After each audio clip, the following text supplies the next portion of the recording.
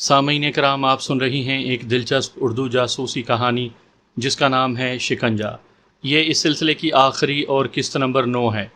مجھے امید ہے آپ کو میری یہ کاوش پسند آ رہی ہوگی۔ آپ نے اگر ابھی تک میرا چینل کہانی گھر سبسکرائب نہیں کیا تو ابھی میرے چینل کو سبسکرائب کر کے بیل نوٹیفیکیشن آن کر لیجئے تاکہ آنے والی ہر نئی کہانی کی اطلاع بر وقت آپ تک پہنچ سکے۔ بڑا چلتا پرزا لگتا ہے سالہ، بڑی واقفیت بنا رکھی ہے، ورما ملک نے کال ختم ہونے پر کہا۔ ملک صاحب، ہم نے آپ کو معمولی کام کبھی دیا ہی نہیں۔ ارے بڑے کام کا بندہ ہے، اگر قابو آ گیا تو آپ کو خوش کر دے گا۔ انور نے بے غیرتی سے دانت نکالے۔ قابو تو اسے آنا ہی ہوگا انور میاں، ان سالے مسلوں کا علاج تو ہے ہمارے پاس۔ ورما ملک نے کہا لگایا اور انور نے اس سے زیادہ بے غیرتی کا مظاہرہ کیا تھا۔ میجر خان کی کامیابی اور اقبال کا تعاون تھا جس نے ان لوگوں کو یقین دلا دیا تھا کہ صورتحال بہتر ہے۔ راہ نے اس سنہرے موقع سے فائدہ اٹھانے کا فیصلہ کر لیا۔ ان کی طرف سے بھاڑ میں جاتا انور اور اقبال اور اس کی خالہ۔ اقبال جیسا چلتا پرزا ان کے ایجنٹ کا کور بن رہا تھا جس کو بے خبر انوسینٹ رکھ کر وہ بڑے کام لے سکتے تھے۔ وہ جانتے تھے کہ پہلے کی طرح وہ اپنے کزن کو سفارش کے ساتھ لیے اسٹیشن پر آئے گا اور اس کا سامان چیکنگ کے بغیر گزرے گا۔ اس مرتبہ وہ زیادہ اعتماد سے خطرناک مال سمگل کر سکتے تھے۔ ورما ملک نے ہوشیار انٹیلیجنس آفیسر کی طرح انور کی بہن کو بہرحال یرغمال بنا لیا تھا۔ اس نے اندازہ کر لیا تھا کہ اقبال اپنی منگیتر کا سچا عاشق ہے اور یہ کمزوری ان کے لیے بڑا انعام بن سکتی تھی۔ وہ ایک مرتبہ چکر دے کر اسے دلی بلا کر پھر اس کی منگیتر کو بطور چارہ استعمال کر سکتے تھے، اور یہ چارہ ڈالنے کے لیے ان کے پاس انور جیسا بے غیرت اور نام نہاد بھارتی مسلمان ایجنٹ موجود تھا۔ گھر آ کر جب انور نے بتایا کہ اس کی بات اقبال سے ہو گئی ہے اور دفتر والے بھی چھٹی دینے پر رضامند ہو گئے ہیں تو گھر والوں کو حوصلہ ہوا، لیکن یہ جان کر سلمیٰ کا دل بیٹھنے لگا کہ انور اکیلا جا رہا ہے۔ وہ جان چکی تھی کہ انور کو اقبال نے کیوں بلایا ہے، اور اس کی گرفتاری کے بعد یہاں جو حشر ان کا بھارتی انٹیلیجنس والے کریں گے اس کا بھی اسے احساس تھا۔ اس کے دل میں انور کے لیے ہمدردی کا شائبہ تک نہیں تھا۔ اگر اس کے بس میں ہوتا تو خود اپنے ہاتھوں سے اسے مار ڈالتی۔ انور کی شکل میں اب اسے ایسا بھیڑیا گھر میں چلتا پھرتا دکھائی دینے لگا تھا جو وقت آنے پر کسی کا بھی خون پی جائے۔ اسے صرف ایک خوف دامنگیر تھا کہ اگر انور پاکستان میں پکڑا گیا تو ان کے ساتھ بھارتی انٹیلیجنس کے لوگ کیا سلوک کریں گے۔ اس نے اگلے ہی روز اقبال کو فون کر کے اپنے خدشات سے آگاہ کرنے کا ارادہ کیا تھا، اور وقت مقررہ پر ایک مرتبہ اس سکھ کی دکان پر پہنچ گئی جس کے دل میں اس کے لیے پہلے ہی سے ہمدردی کے جذبات موجود تھے۔ اس نے اقبال کو اس نمبر پر ٹیلی فون کیا تھا جو اسے اقبال نے کچھ روز پہلے دیا تھا۔ فون کرنے پر دوسری طرف سے جس شخص نے فون اٹھایا اس نے اپنا نام عامر خان بتایا تھا۔ میں دہلی سے بول رہی ہوں، مجھے اقبال صاحب سے بات کرنی ہے۔ اس نے کہا، او آپ سلمیٰ بہن ہیں؟ فرمائیے، میں سارا بندوبست کر رہا ہوں، اقبال بھائی بھی کسی کام سے گئے ہیں۔ دوسری طرف سے بڑے احترام اور اپنائیت سے کہا گیا، مجھے انہی سے بات کرنی ہے۔ میجر خان نے فون ریسیو کیا تھا۔ وہ سمجھ گیا تھا کہ وہ گھبراہٹ کا شکار ہے۔ اچھا بہن، آپ ٹھیک آدھے گھنٹے بعد فون کریں، میں انہیں یہیں بلوا لیتا ہوں۔ یہ کہہ کر اس نے فون رکھ دیا۔ وہ سلمیٰ کی پریشانی کا اندازہ لگا سکتا تھا اور جانتا تھا کہ وہ سوائے اقبال کے اور کسی سے بات نہیں کرے گی۔ اگلے 20 منٹ میں اقبال اس فون کے سامنے بیٹھا تھا اور میجر خان اسے حوصلہ دے رہا تھا کہ وہ سلمیٰ کا بال بھی بیکا نہیں ہونے دیں گے۔ اس نے سلمیٰ کا اندیا جان کر اقبال کو سمجھا دیا تھا کہ اسے کیا کرنا ہے۔ ٹھیک آدھ گھنٹے کے بعد سلمیٰ کا فون آ گیا۔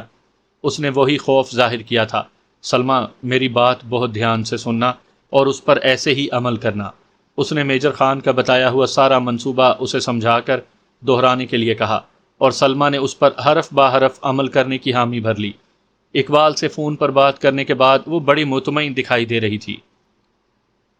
ورما ملک نے نوٹوں کے 2 بنڈل اس کے سامنے رکھے ہوئے تھے۔ یہ تمہارا ایڈوانس انعام ہے۔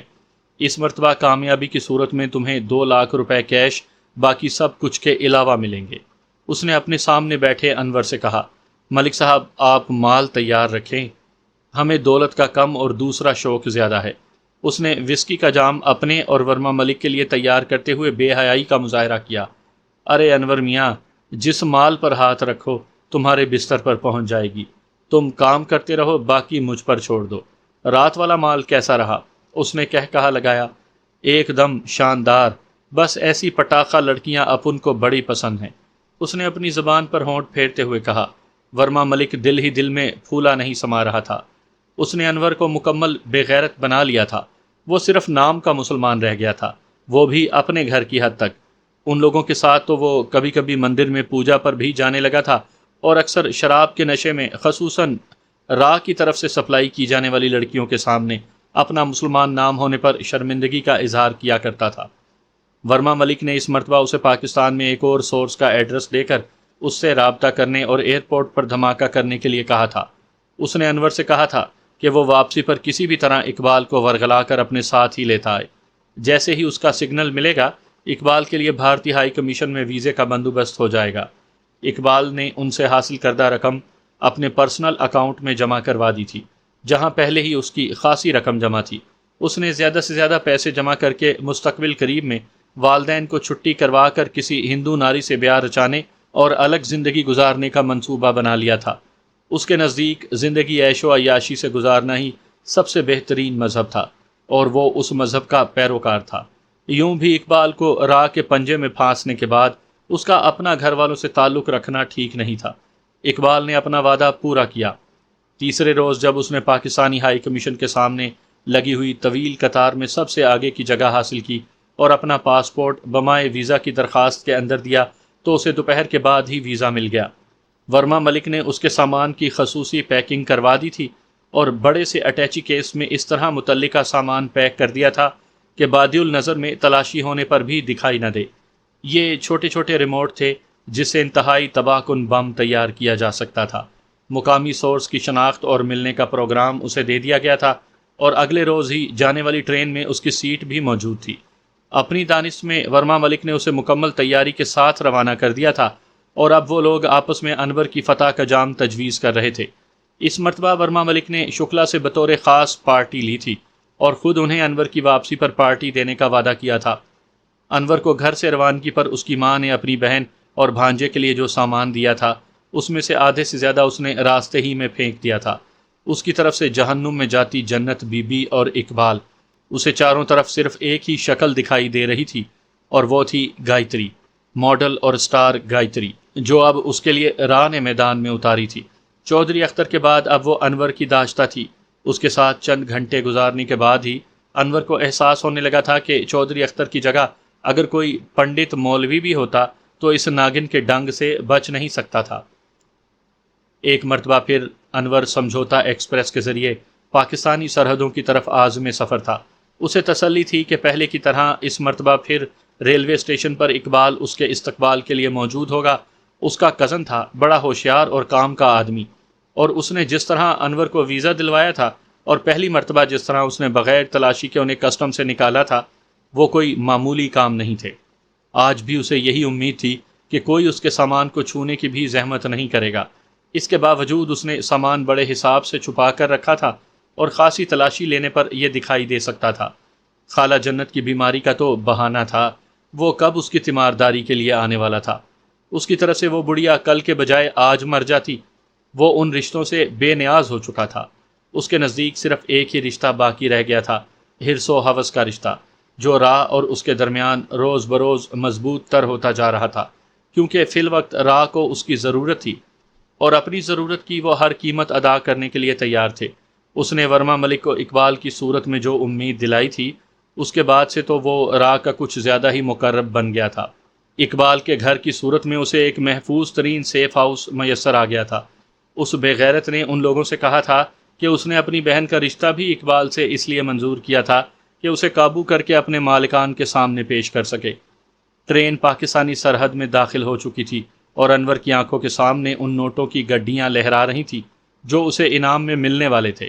گایتری دکھائی دے رہی تھی، جس کے جسم پر اسے مکمل تصرف حاصل تھا۔ اپنا سنہرا مستقبل دکھائی دے رہا تھا، جو بھارتی بینکوں میں اس کے اکاؤنٹس کی صورت روز بروز محفوظ سے محفوظ تر ہوتا جا رہا تھا۔ گو کہ ورما ملک نے اسے کہا تھا کہ ایسے 5-6 کارناموں کے بعد اسے مستقل بھارت میں ڈیوٹی دی جائے گی، لیکن ورما ملک کی یہ بات اس کے دل کو نہیں لگی تھی۔ اس طرح تو ہر دوسرے تیسرے ماہ وہ لاکھوں روپے حاصل کرنے سے محروم ہو سکتا تھا۔ اسے خالی تنخواہ پر گزارا منظور نہیں تھا۔ اگر یہی کچھ کرنا ہوتا تو وہ اپنے کسی محکمے ہی میں کلرکی وغیرہ کر سکتا تھا۔ خان صاحب نے اپنے دفتر میں خاصا اثر و رسوخ بنا رکھا تھا۔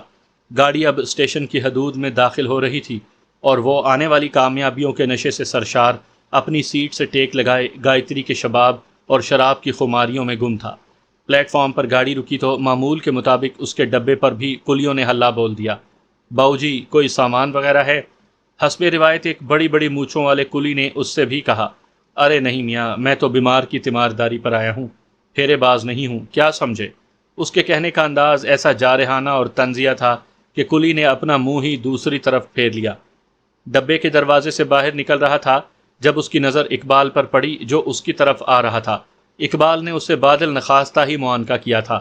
اس کا کارنامہ جاننے کے بعد تو اس کا یہی جی چاہتا تھا کہ اپنے ہاتھوں اس موذی کا گلا گھونٹ کر اپنے ارمان ٹھنڈے کر لے۔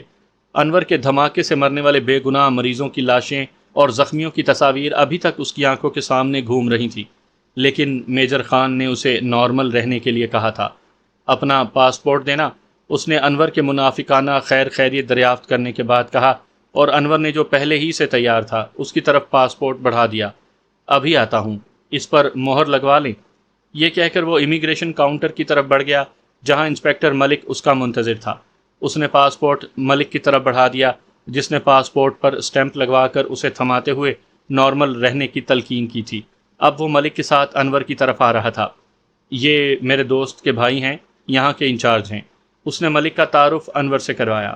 انور نے بڑی مکاری سے مسکراتے ہوئے اس سے گرم جوشی سے مصافحہ کیا تھا۔ آئیے چلیں، ملک نے دونوں کو اشارہ کیا۔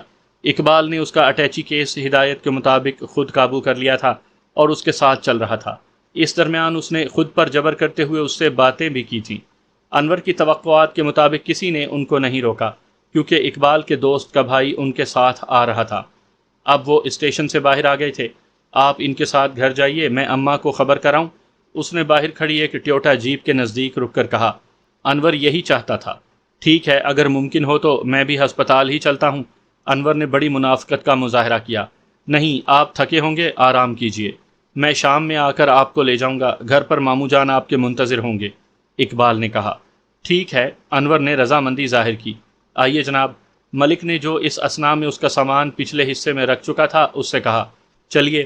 انور نے قدم دروازے کی طرف بڑھایا۔ اچانک ہی ایک طرف سے ملک جیسے قد کاٹ والے دو جوان آ گئے۔ سب لوگ آپس میں گرم جوشی سے مصافحہ کر رہے تھے۔ آپ برا نہ منائے، انہیں ہم راستے سے اتارتے جائیں گے، اپنے لوگ ہیں، ملک نے انور سے کہا۔ ارے نہیں جناب، اس میں برا منانے والی کیا بات ہے؟ انور نے انکساری سے کہا۔ وہ سمجھ گیا کہ یہ لوگ چھٹی کر کے جا رہے ہوں گے۔ وہ تو دل ہی دل میں اس بات پر پھولے نہیں سما رہا تھا کہ جس انٹیلیجنس نے اسے گرفتار کرنا تھا وہ اس کی محافظ بنی ہوئی تھی۔ واپسی پر جب ورما ملک اور شکلا صاحب کو بتاؤں گا تو کتنے خوش ہوں گے، اس نے دل ہی دل میں سوچا۔ اقبال اسے مصافحہ کر کے جا چکا تھا۔ انہوں نے بڑی عزت سے اسے آگے بٹھا لیا۔ ملک نے ڈرائیور کی سیٹ سنبھال لی۔ دو جوان پیچھے بیٹھ گئے اور جیپ چل دی۔ انور کو کیا علم تھا کہ وہ کس طرف جا رہے ہیں؟ 15-20 منٹ کے سفر کے دوران وہ آپس میں معمول کی گفتگو کر کے خوش گپیاں کرتے رہے۔ کوئی اس کی طرف متوجہ ہی نہ ہوا، نہ ہی کسی نے اسے اس گفتگو میں شامل کیا۔ گاڑی اب شہری علاقے سے مضافاتی علاقے کی طرف بڑھ رہی تھی۔ پھر اچانک ہی انور کی چھٹی حس نے اسے چوکنا کر دیا۔ ہم کدھر جا رہے ہیں؟ اس نے ملک سے پوچھا۔ انور صاحب، برا نہ منانا، ان کی حاضری تھی، بس 10 منٹ بعد میں آپ کو گھر پہنچا دوں گا۔ ادھر سے ایک شارٹ کٹ شہر کو جاتا ہے، ملک نے کہا۔ انور چپکا ہو رہا۔ ایک ماڈرن علاقے کی کوٹھی کے سامنے وہ رک گئے۔ گھنٹی بجانے پر دروازہ کھلا اور ملک گاڑی تیزی سے اندر لے گیا۔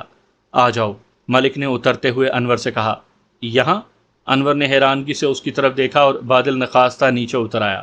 اس کے ساتھ آنے والے دونوں جوان اس طرح اس کی پشت پر کھڑے تھے کہ انور کو اس کی موجودگی کا احساس ہی نہ ہو سکا۔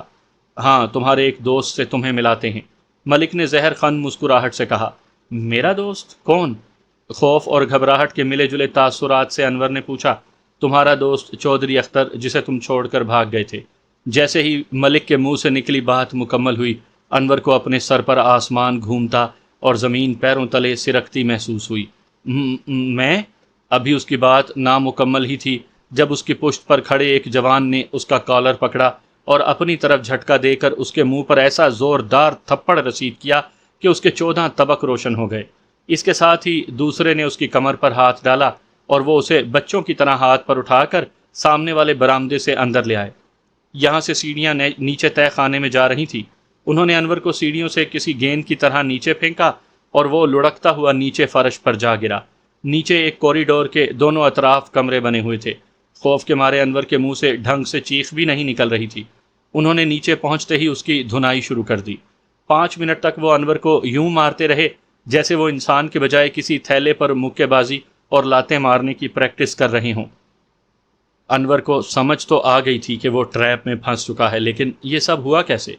اور کیا اقبال نے اسے پھنسانے میں پاکستانی انٹیلیجنس کی مدد کی ہے؟ اس سوال کا جواب اس کے لیے بڑا اذیت ناک تھا۔ اس نے کبھی ایسی صورتحال کا تصور بھی نہیں کیا تھا جس سے وہ دو چار ہو چکا تھا۔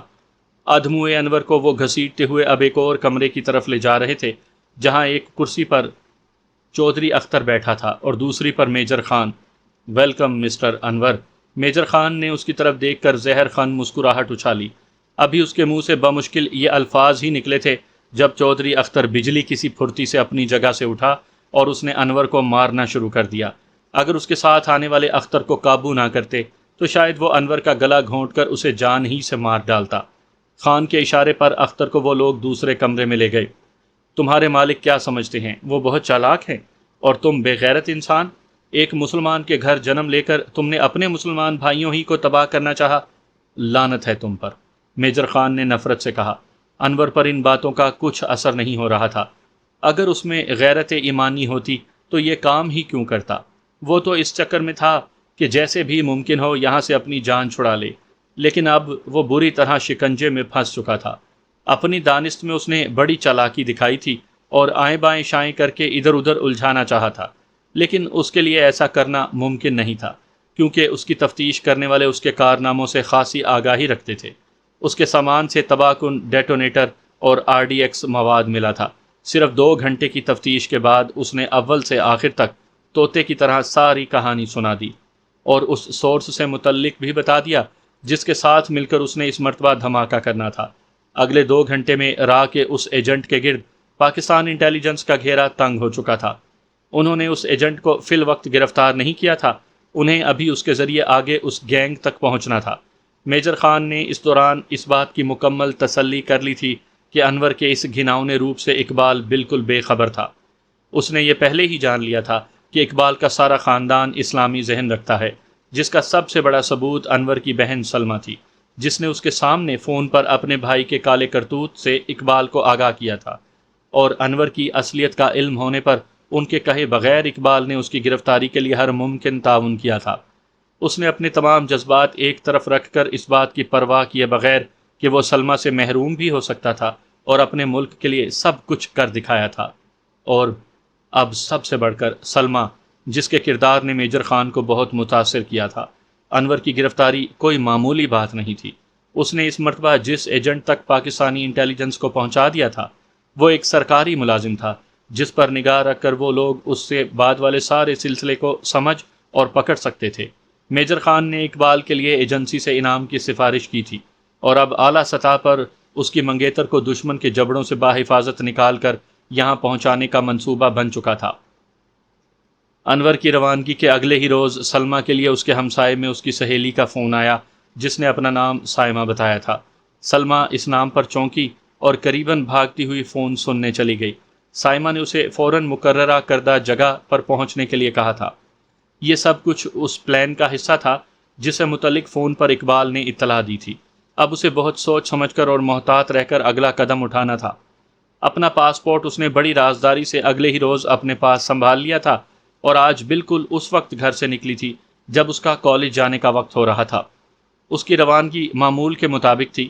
سلمہ شاید پہلے اس پر غور نہ کرتی، لیکن اب چونکہ اسے ہدایت مل چکی تھی، اس نے بطور خاص اس درمیانی عمر کے آدمی کو نوٹ کیا تھا جو اس کے گھر سے کالج تک بس میں سوار ہو کر اسے چھوڑنے آیا تھا۔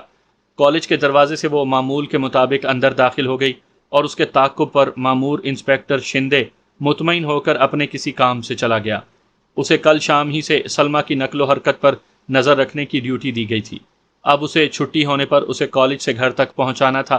انسپکٹر شندے مطمئن تھا، یوں بھی اسے کوئی غیر معمولی ہدایات نہیں ملی تھی کہ وہ زیادہ تردد کرتا، لیکن اسے اس بات کا احساس نہ ہو سکا کہ کالج کے گیٹ پر لگے لڑکیوں کے جھمگٹے میں موجود سلمہ نے اسے ایک لمحے کے لیے بھی اپنی نظروں کے حصار سے نکلنے نہیں دیا تھا، اور آخری لمحات پر جب اس نے دیکھا کہ انسپکٹر شندے دوسری طرف جا رہا ہے تو وہ چپ چاپ کالج کے گیٹ سے باہر آ گئی، جہاں لڑکیوں کو چھوڑنے والی خالی آٹو رکشاؤں میں سے ایک آٹو رکشے میں وہ اس طرح گھبرا کر بیٹھی تھی جیسے کوئی چیز گھر بھول آئی ہو۔ رکشے کو اس نے یہاں سے 3 کلومیٹر دور ایک آبادی کا نام بتایا تھا، جہاں پہنچ کر وہ رکشے سے اتر گئی اور یہاں سے ایک بس کے ذریعے کیناٹ پیلس کی طرف جا رہی تھی۔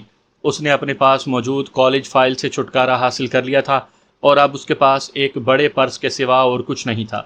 پہلے سے ملنے والی ہدایات کے مطابق اس نے ساڑی پہن رکھی تھی اور ماتھے پر ہندو عورتوں کی طرح تلک لگانے کے بعد اب وہ ہندو لڑکی دکھائی دے رہی تھی۔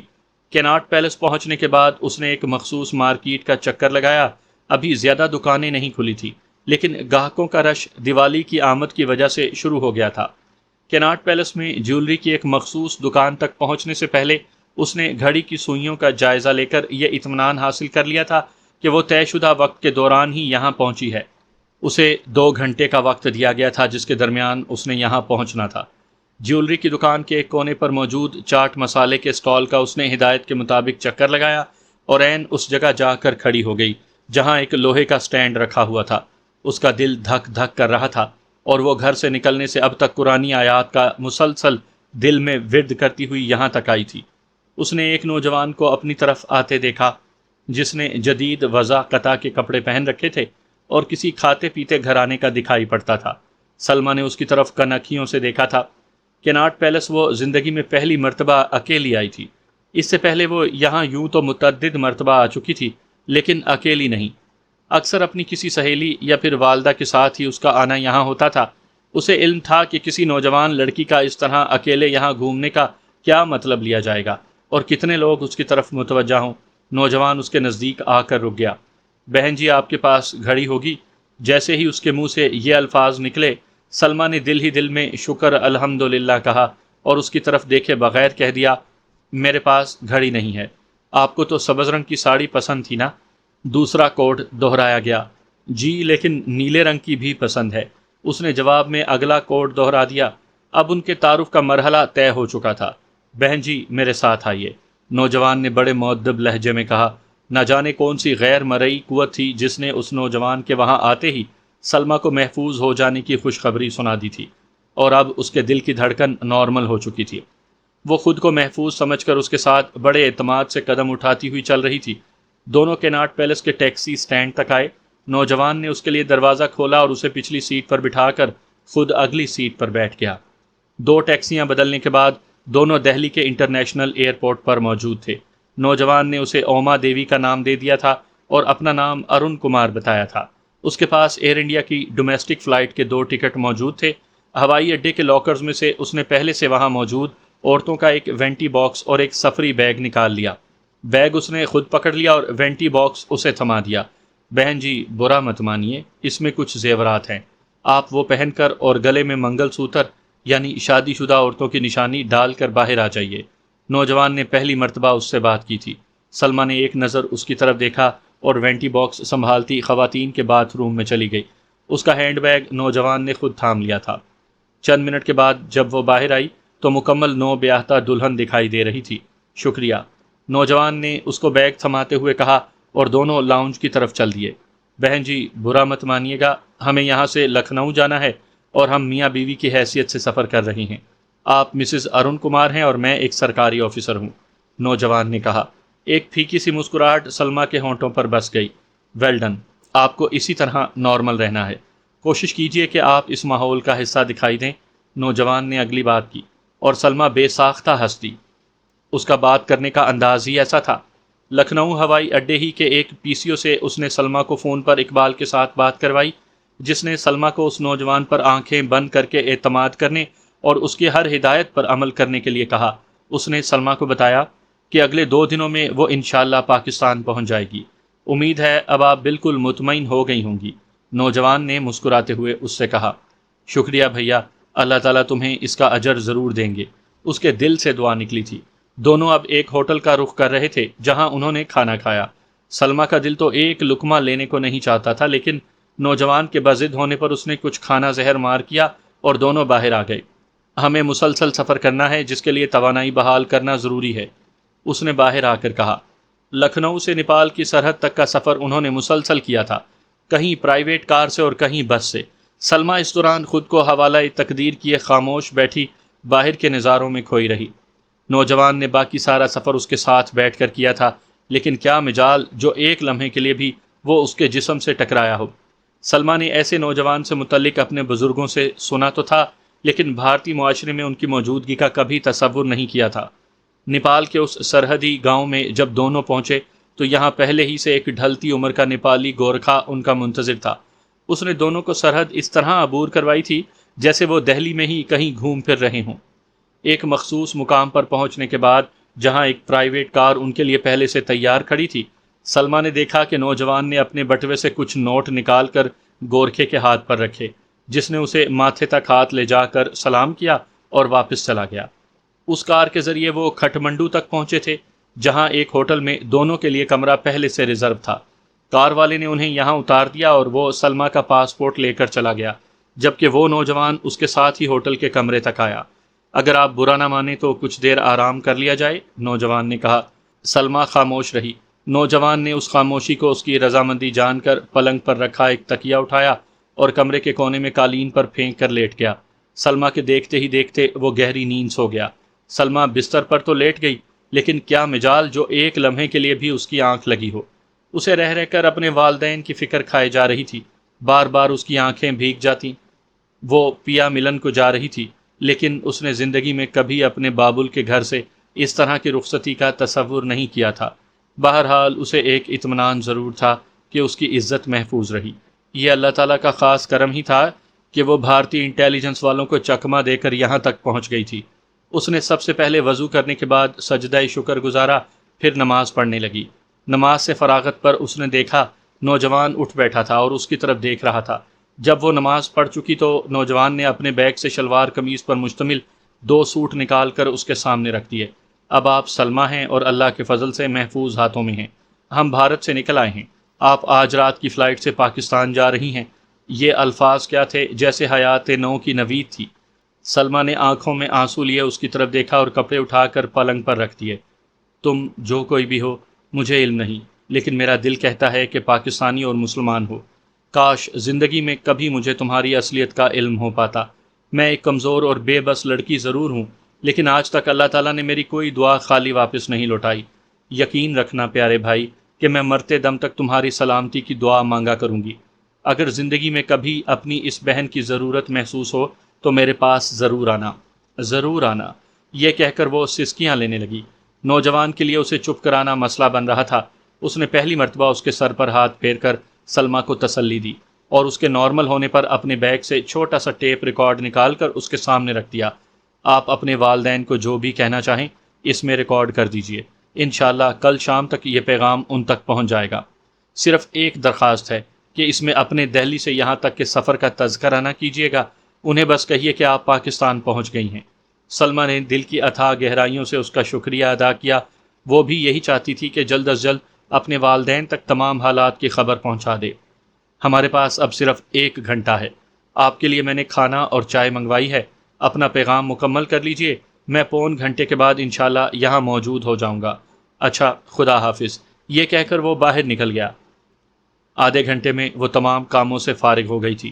اس نے آج پیٹ بھر کر کھانا کھایا تھا اور بڑے اطمینان سے ٹیپ کے ذریعے اپنے والدین کو شروع سے آخر تک کی ساری کہانی ریکارڈ کروا کر اسے سن کر تسلی کر لی تھی کہ واقعی ریکارڈنگ ہو گئی ہے۔ آخر میں اس نے اپنے والدین سے معافی مانگنے کے بعد کہا تھا کہ اس کے سوا اس کے پاس اور کوئی راستہ نہیں تھا، اور یہ کہ اگر انہیں حالات کا علم ہو جاتا تو وہ بھی یہی کچھ کرتے، لیکن شاید نہ کر پاتے۔ مقررہ وقت پر نوجوان وہاں پہنچ گیا تھا۔ اس کے ایک ہاتھ میں سلمیٰ کا پاسپورٹ اور دوسرے ہاتھ میں ایک چھوٹا سا اٹیچی کیس تھا، جو اس نے سلمیٰ کے سامنے میز پر رکھ دیا۔ اپنے بھائی کی طرف سے یہ حقیر سا تحفہ قبول کر لینا، اگر کوئی غلطی ہو گئی ہو تو معاف کر دینا۔ زندگی نے وفا کی تو انشاءاللہ تمہیں نئی زندگی کی مبارکباد دینے کبھی نہ کبھی تمہارے گھر ضرور آؤں گا، نوجوان نے بڑے اسپاٹ لہجے میں کہا۔ لیکن نہ جانے کیوں سلمیٰ کا دل بھر آیا۔ وہ بے اختیار بھیا کہہ کر اس سے لپٹ گئی اور آنسو بہانے لگی۔ نوجوان شاید ذہنی طور پر اس صورتحال کا سامنا کرنے کے لیے تیار تھا، اس نے سلمیٰ کے سر پر ہاتھ رکھ کر اسے آہستگی سے الگ کیا۔ ارے اب کیا اپنے بھائی کو اداس کرو گی؟ بھائی مجھے ابھی واپس بھی جانا ہے۔ اچھا اب مسکرا کر مجھے رخصت کرنا اور میرے لیے بھی دعا کرنا، میں یہاں سے الگ ہو جاؤں گا۔ اب تم ایئرپورٹ جا رہی ہو، یہاں سے پاکستان تک کا سفر تمہیں اکیلے کرنا ہے، لیکن اطمینان رکھنا ایک لمحے کے لیے بھی تم اکیلی نہیں ہوگی۔ تم اپنے پاکستانی بھائیوں کی پناہ میں ہو اور وہ جانتے ہیں کہ اپنی بہن کی حفاظت کیسے کرنی ہے۔ چلو اب چلیں۔ یہ کہہ کر اس نے سلمیٰ والا بیگ اٹھا لیا۔ اس نے کپڑے وغیرہ اس میں رکھ لیے تھے۔ سلمیٰ نے اس کی ہدایت پر وینٹی باکس اپنے ہاتھ میں پکڑ لیا تھا۔ دونوں ہوٹل کے استقبالیہ تک آئے جہاں اس نوجوان نے شاید بل پہلے ہی سے ادا کر دیا تھا۔ ہوٹل کی پارکنگ ایریا میں وہی کار اور ڈرائیور موجود تھا۔ عابد تمہیں لاؤنج تک چھوڑنے جائے گا۔ اچھا خدا حافظ، نوجوان نے ڈرائیور کا تعارف کرواتے ہوئے کہا۔ خدا حافظ میرے بھائی، اللہ تجھے ہر آفت اور بلا سے محفوظ رکھے۔ اس نے بھیگی آنکھوں سے مسکراتے ہوئے نوجوان کی طرف دیکھا جو لمبے لمبے ڈگ بھرتا ہوا ہوٹل کی طرف واپس جا رہا تھا۔ ایئرپورٹ سے پاکستان میں جہاز لینڈ کرنے تک وہ ہر سانس کے ساتھ اس کے لیے دعائیں کرتے آئی تھی۔ رات ڈھل چکی تھی جب جہاز کے پہیوں نے رن وے کو چھوڑا۔ یہ اس کی زندگی کا دوسرا ہوائی سفر تھا۔ پہلا سفر اس نے اب سے ایک روز پہلے ایئر انڈیا کی فلائٹ سے دہلی سے لکھنؤ تک کیا تھا اور دوسرا کھٹمنڈو سے یہاں تک۔ رن وے سے لاؤنج تک وہ ایک بس کے ذریعے پہنچی تھی۔ بس سے باہر نکلتے ہوئے اسے اپنی پشت سے آواز سنائی دی، سلمیٰ بہن۔ اس نے مڑ کر دیکھا، ایک مضبوط قد کاٹ کا نوجوان اسے مخاطب کر رہا تھا۔ یہ میجر خان تھا۔ شاید اس نے سلمیٰ کی تصویر کی مدد سے اس کی شناخت کی تھی۔ جی، بے ساختہ اس کے منہ سے نکلا۔ ادھر آ جائیں میرے ساتھ۔ اور وہ سلمیٰ کو ساتھ لیے وی آئی پی لاؤنج میں آ گیا جہاں اقبال اور خالہ جنت اس کے منتظر تھے۔ سلمیٰ بے اختیار خالہ جنت سے لپٹی اور رونے لگی۔ میجر خان اپنی گاڑی میں انہیں گھر تک چھوڑنے آیا تھا۔ ورما ملک اور شکلا اکٹھے شراب نوشی کر رہے تھے۔ انہیں آج صبح ہی انور کی طرف سے مال بحفاظت پہنچنے کا فون موصول ہوا تھا اور اب اس نے 2 روز بعد مقامی ایجنٹ سے رابطہ کرنے کا پروگرام بنایا تھا۔ اس مرتبہ جو تباہ کن مواد اور متعلقہ سامان انہوں نے پاکستان پہنچایا تھا، عام حالات میں شاید وہ لاکھوں روپے ضائع کرنے کے بعد بھی اسے اسمگل کر کے نہ پہنچا سکتے۔ دونوں کی خوشی کا کوئی ٹھکانہ نہیں تھا۔ ہیڈ چیف نے اس اطلاع پر دونوں کو شاباش دی تھی اور فوری طور پر دونوں کو اگلے گریڈ میں پہنچنے کی سفارش کا وعدہ بھی ہوا تھا۔ دونوں راہ کے ایک سیف ہاؤس میں شراب نوشی کے بعد اب کھانے پر ٹوٹے ہوئے تھے۔ جب انسپکٹر شندے کی طرف سے فون کی اطلاع ملی، ارے یار دیکھ نہیں رہے کھانا کھا رہے ہیں، اسے کہو تھوڑی دیر بعد رنگ کرے۔ شکلا نے پیغام لانے والے کو جھاڑ پلا دی اور وہ بیچارہ الٹے قدموں واپس لوٹ گیا۔ لیکن تھوڑی دیر کے بعد پھر وہ سر پر کھڑا تھا۔ سر کوئی ضروری میسج ہے، شندے بات کرنے پر بضد ہے، اس نے ڈرتے ڈرتے کہا۔ ورما ملک نے شندے کو دل ہی دل میں موٹی سی گالی دے کر کہا۔ شندے اپنے موبائل سے فون پر بات کر رہا تھا۔ سر لونڈیا غائب ہے، اس نے چھٹتے ہی کہا۔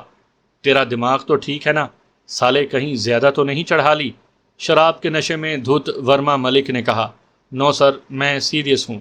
صبح میں نے اسے کالج چھوڑا تھا، چھٹی کے بعد کالج خالی ہو چکا ہے، لیکن وہ باہر نہیں نکلی۔ میں نے اس کے گھر میں چیک کر لیا ہے، وہ گھر پر بھی نہیں ملی۔ انسپکٹر شندے نے بڑی گھبراہٹ سے کہا۔ شندے پاگل مت بنو، وہ کہاں جائے گی؟ اپنی کسی سہیلی کے ساتھ چلی گئی ہوگی، شام تک آ جائے گی۔ ایسی بات ہوتی تو اس کے گھر والے پریشان ہوتے۔ نہ جانے کیوں ورما ملک کا دل اس خبر پر یقین کرنے کو نہیں چاہتا تھا۔ ٹھیک ہے سر، میں چیک کرتا ہوں۔ انسپکٹر شندے نے ہتھیار ڈال دیے اور ورما ملک نے فون رکھ دیا۔ اسے شندے کی اس مداخلت پر غصہ تو بہت آیا تھا اور وہ اسے گالیاں بکتا ہی شکلا تک پہنچا تھا جو گایتری سے معانقہ کر رہا تھا۔ گایتری ابھی یہاں پہنچی تھی۔ خیریت؟ اس نے گایتری سے لپٹے لپٹے ورما ملک کی طرف دیکھ کر پوچھا۔ کچھ نہیں، سالے کا دماغ خراب ہو گیا ہے، سلمیٰ کے غائب ہونے کی خبر دے رہا ہے۔ جو ہی یہ فکرہ اس کے منہ سے نکلا، شکلا کو یوں لگا جیسے اچانک کسی نے برقی کوڑا اس کی کمر پر رسید کر دیا ہو۔ وہ جس طرح گایتری کی شکل دیکھتے ہی اس سے بغل گیر ہونے کے لیے اس کی طرف لپکا تھا، اس سے زیادہ تیزی اور جھٹکے سے اس سے الگ ہو گیا۔ تمہارے پاس اس کا نمبر تو ہے نا؟ شکلا اب ورما ملک سے مخاطب ہوا۔ ہاں ہے جناب، ورما ملک نے کہا۔ شکلا کچھ سوچنے لگا، پھر اس نے ورما ملک سے وہ نمبر لے کر فون پر ملایا اور کچھ سمجھا کر گایتری کو تھما دیا۔ تھوڑی دیر کے بعد خالہ سریا لائن پر موجود تھی۔ اس نے خالہ سریا سے اپنا تعارف سلمیٰ کی ایک سہیلی نیلم کے نام کروایا اور اس سے ضروری بات کرنے کی خواہش ظاہر کی۔ لیکن وہ تو ابھی گھر ہی نہیں پہنچی، ہم لوگ تو خود پریشان ہیں۔ دوسری طرف سے خالہ سریا نے کہا، اوہو، کسی رشتہ دار کی طرف نہ گئی ہو آنٹی؟ آخر اس بیچاری نے کہاں جانا ہے؟ اس نے خالہ سریا کو مزید کریدا، بیٹا ہمارے ایک دو عزیز ہی یہاں رہتے ہیں، ان سے تو ہم پوچھ چکے ہیں، اب تو شام ہونے کو آ رہی ہے، اس کے ابا بھی بہت پریشان ہیں اور انور ہے نہیں۔ خالہ سریا نے بھول پن سے کہا، آپ بے فکر رہیے آنٹی، میں دیکھتی ہوں پھر آپ کو بتا دوں گی کہاں جانا ہے اس نے۔ گایتری نے خالہ سریا کو مطمئن کر کے فون بند کر دیا۔ دال میں کچھ کالا ہے، اس نے فون رکھتے ہوئے شکلا سے کہا۔ ورما ملک کو اپنا نشہ ہرن ہوتا ہوا دکھائی دیا۔ شکلا کی حالت بھی اس سے مختلف نہیں تھی۔ اس اچانک آ پڑنے والی بپتا نے اسے گڑبڑا کر رکھ دیا تھا۔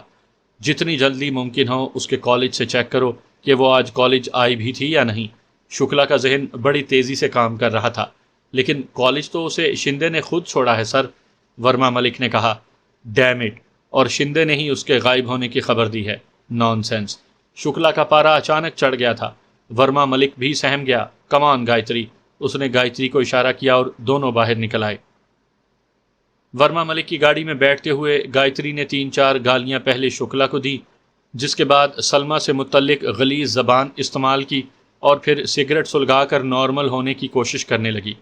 ڈونٹ بی سلی ڈارلنگ، وہ بڈھا تو سالہ سٹھیا گیا ہے، تمہیں کیا ہوا ہے؟ دیکھتے ہیں کہاں جائے گی وہ۔ گایتری کا موڈ بری طرح آف تھا۔ وہ اپنی مرضی کی مالک تھی۔ راہ سے تعلق قائم کیے اسے 3 سال ہونے کو آئے تھے، اور ان 3 سالوں میں اس نے بھارت کے پڑوسی ممالک کے درجنوں نوجوانوں کو بدکاری کی راہ پر لگا کر راہ کے لیے بطور چارہ پیش کیا تھا۔ وہ بڑے بڑے افسران کی داشتہ تھی، لیکن یہ شکلا کچھ زیادہ ہی منہ چڑا لگتا تھا۔ اس کا رویہ دوسرے افسروں کے برعکس گایتری سے اکثر حاکمانہ قسم کا ہوتا تھا، جو گایتری کے لیے ناقابل برداشت ہوتا جا رہا تھا۔ کالج پہنچنے تک اس نے گایتری کو نارمل کیا۔ کالج کا سارا اسٹاف گھر جا چکا تھا، کیونکہ اب شام کے سائے لمبے ہونے لگے تھے، اور کسی اسٹاف ممبر کا دماغ تو خراب نہیں ہوا تھا کہ یہاں ان کے لیے موجود رہتا۔ کالج کا چوکیدار گورکھا تھا، جسے کالج کے ملازم کے گھر کا علم نہیں تھا، اسے تو پرنسپل کے گھر کا بھی علم نہیں تھا۔ بڑی مشکل آن پڑی تھی، لیکن انہیں بہرحال کچھ نہ کچھ کر کے صورتحال شکلا پر واضح کرنی تھی۔ رات 1 پہر ڈھل چکی تھی جب وہ پرنسپل سے ملاقات کرنے میں کامیاب ہوئے، کیونکہ پرنسپل بھی ایک شادی کی تقریب سے ابھی واپس لوٹی تھی، جبکہ ورما ملک وہاں 2 گھنٹے سے اس کا انتظار کر رہا تھا۔ گایتری اپنے فلیٹ پر واپس جا چکی تھی، یوں بھی کیونکہ اس کا تعلق شوبز سے تھا، اس لیے اسے راہ کے حوالے سے پبلک میں نہیں لایا جا سکتا تھا، صرف خاص مقاصد کے لیے ہی استعمال کیا جا سکتا تھا۔ پرنسپل ضرورت سے زیادہ بد دماغ تھی۔ پہلے تو اسے اس پر ہی غصہ آ گیا کہ انٹیلیجنس کا آفیسر اتنی رات گئے اس سے ملنے کیوں آیا ہے، اور اس نے بغیر وقت کے ملاقات کرنے سے ہی انکار کر دیا۔ بڑی مشکل سے اس کے سیکرٹری کو ڈرانے دھمکانے کے بعد ورما ملک نے ملنے پر راضی کیا اور بتایا کہ ایک انتہائی اہم معاملے کی وجہ سے انہیں اس وقت کالج کی حاضری رجسٹر چیک کرنے ہیں۔ آپ کا دماغ ٹھیک ہے کیا؟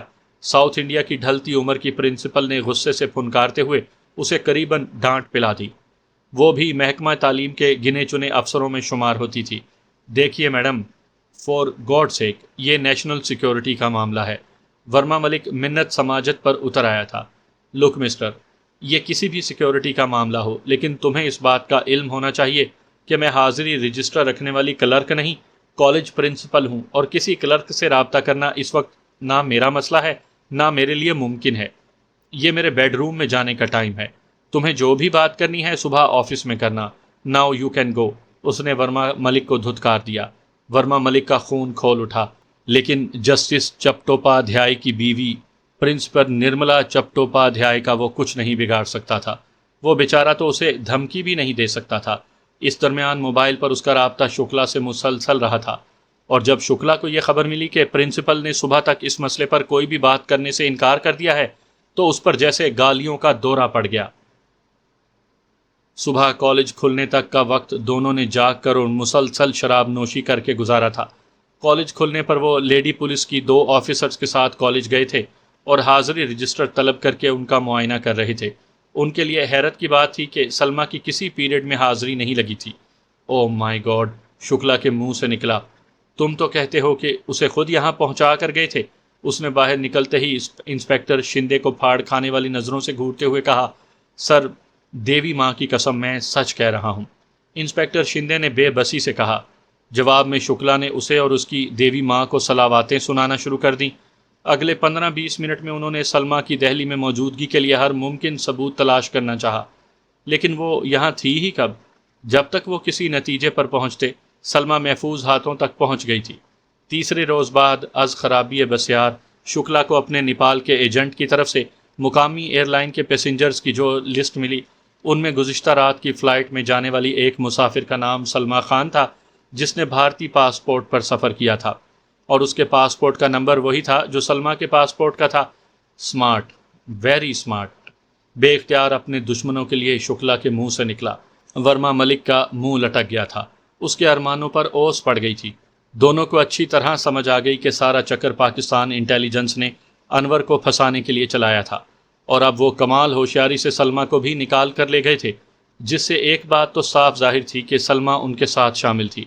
اس کے باپ کو ورما ملک نے کچھ کہنا چاہا تو شکلا نے اسے قریباً ڈانٹتے ہوئے اس کی بات کاٹ دی۔ پہلی بات تو یہ ہے کہ وہ دونوں ابھی تک اس ساری گیم سے بے خبر ہیں۔ اگر وہ اس میں شامل ہوتے تو وہ بھی اس وقت وہیں ہوتے جہاں سلمیٰ اور انور پہنچ چکے ہیں۔ ان پر نظر رکھو، خبردار اگر کسی نے ان سے براہ راست رابطہ کیا تو میں ایجنسی کو اور زیادہ رسوا نہیں کرنا چاہتا، شکلا نے سگریٹ سلگاتے ہوئے کہا۔ ورما ملک جانتا تھا یوں بھی اب انہیں ہمیشہ کے لیے اس فیملی سے کٹ جانا تھا، کیونکہ کسی ایجنٹ کی گرفتاری کی صورت میں اس کے گھر والوں سے رابطہ کبھی ان کا اصول نہیں رہا تھا۔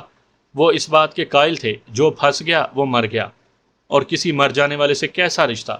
اس بات کا انہوں نے مکمل اہتمام کر رکھا تھا کہ انور کے والدین کو بھی اس کی اصلی نوکری کا علم نہ ہونے پائے۔ اس میں بہرحال وہ کامیاب بھی تھے۔ لیو اٹ، دفع کرو اسے اور دوسرے لڑکے پر کام شروع کرو، شکلا نے آخری حکم دیا۔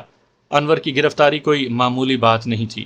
وہ جانتے تھے کہ دوسری طرف موجود ان کے دوست اس سے دہلی کے ہر اس سیف ہاؤس کا پتہ لگا لیں گے جہاں وہ جاتا رہا ہے، اس لیے انہوں نے انور کو بھی دوسرے ایجنٹوں کی طرح سے ایک ہی سیف ہاؤس تک محدود رکھا تھا، اور اب اس سیف ہاؤس کو ختم کرنے جا رہے تھے۔ جس روز چودھری اختر کو میجر خان نے بتایا کہ ہائی کمان نے اس کے گناہوں کا کفارہ ادا کرنے کی درخواست قبول کر لی ہے، وہ فوراً سجدہ شکر بجا لایا۔ زندگی میں شاید پہلی مرتبہ اس نے آنسو بہاتے ہوئے اللہ تعالیٰ کے حضور سجدہ شکر گزارا تھا، جس نے اسے اپنے گناہوں کا کفارہ ادا کرنے کا موقع فراہم کیا تھا۔ 15 روز تک وہ ایک پلاسٹک سرجن کے زیر نگرانی رہا۔ اس دوران بڑی باریک بینی سے متعلقہ لوگ اس کی حرکات و سکنات کا جائزہ لیتے رہے، اور ان سب کی حتمی رائے یہی تھی کہ اس کی کایا پلٹ ہو چکی ہے۔ اپنی گرفتاری کے قریباً 2 ماہ بعد ایک روز بالآخر وہ بھارت کی سرحد عبور کر رہا تھا، ایک مختلف نام کے ساتھ، ایک الگ شناخت کے ساتھ، ایک نئے عزم کے ساتھ، اور سب سے بڑھ کر یہ کہ قدرت کی طرف سے عطا کردہ اس سہولت سے فائدہ اٹھا کر اپنے گناہوں کا کفارہ ادا کرنے کا اپنے آپ سے وعدہ کرتے ہوئے۔ اس کے لیے یہ پہلا سفر نہیں تھا، یہ راستے اس کے لیے اجنبی نہیں تھے۔ درجنوں مرتبہ وہ یہاں سے گزرا تھا، لیکن تب اور اب میں فرق تھا۔ تب اس کی حیثیت ایک غدار وطن کی تھی، اور آج وہ ایک فخر کے ساتھ اپنے مشن پر گامزن تھا۔ اختر چودھری کی روانگی کے 20 روز بعد ایک دن جب معمول کی ڈاک ہیڈ کوارٹر میں موصول ہوئی تو اس میں ایک فائل اختر سے متعلق بھی تھی۔ مقامی ایجنٹ نے رپورٹ دی تھی کہ اختر نے دہلی کے ایک فیشنیبل علاقے میں گایتری نام کی ٹی وی اسٹار اور ماڈل کو قتل کر دیا اور موقع سے فرار ہو گیا، جس کے بعد اس نے شکارپور کے نزدیک تقریب کاری مرکز کے باہر اس راستے پر ڈائنامائٹ لگایا جہاں سے تربیت حاصل کر کے جانے والے غیر ملکی ایجنٹوں کی ایک گاڑی گزر رہی تھی۔ اس کے بچھائے ڈائنامائٹ کے پھٹنے سے گاڑی میں سوار 3 پاکستانی اور ایک بنگلہ دیشی ایجنٹ اپنے انسٹرکٹر سمیت مارے گئے۔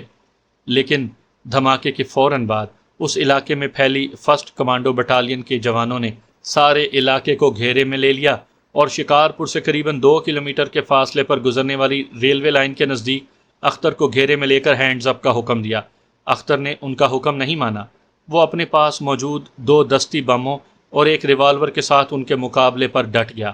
کمانڈوز کو شاید سختی سے ہدایت کی گئی تھی کہ اسے زندہ گرفتار کیا جائے، لیکن اختر دشمن کی اس چال کو سمجھ گیا۔